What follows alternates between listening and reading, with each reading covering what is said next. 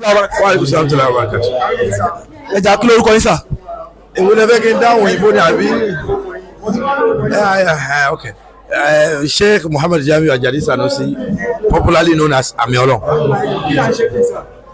Àwa celebrate pẹ̀lú bàbá wa Shaykh Muhyideen Ajani Bello. Wọ́n coronate wọn lónìí as Sultoonul Waa'seen, ọba oní wáàsí.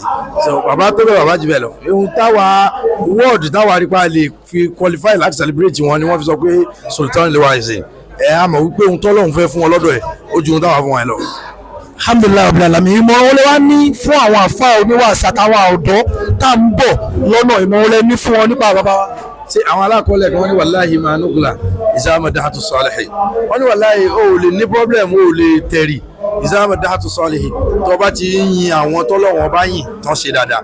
Ṣé rí ìgbésẹ̀ ayé bàbá Muhyideen Bello ó tó níwàásí tí ẹni tó ń bọ̀ lẹ́yìn òfin lè ṣiṣẹ́ tá a bá follow step wọn kákọ̀ kọ́ ìwà àti ṣe. Ẹnì kan òkú aláàjì Muhyideen Bello ló lè rí, ẹnì kan òkú wọn fún wa náà rí, ẹnì kan òkú wọn lápáyàn rí, ẹnì kan òkú wọn lólógùn rí, kódà bẹ́ẹ̀ bá tún fẹ́ parọ́ mọ́ wọn tún lè fi dọ̀tí parọ́ mọ́ aláàjì because Ọlọ́run ló mọ́jú, ṣùgbọ́n ohun tó hàn sí wa èèyàn dáadáa ni bàbá Muhyideen.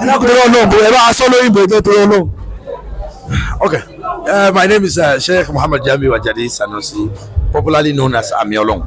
We are here to celebrate our father, Olohun Shaykh Muhyideen Ajani Bello. Today, Sheikh has been coronated as Sultoonul Waa'seen, the king of preacher, the leader of preacher in the whole Yorubaland. So it's a great honor for him, which to me too is a very great honor to be part of people who are here to celebrate with him. So it's my greatest honor too, because Baba is my father. I adore him so much, and I love him, and I always follow his step. Alhamdulillah, what advice do you have for the youths? Our dear youth, preacher, I just want all of us to follow Baba's step. You see Alhaji Muhyideen, he has been a preacher for above 70 years. He has never been blackmailed. He has never been accused of any illegal or illicit thing. So we should all try to follow his path and step. If we can be able to do so, we will remain a very beautiful person with a great legacy, just like Baba is doing now. Shukran kaziran.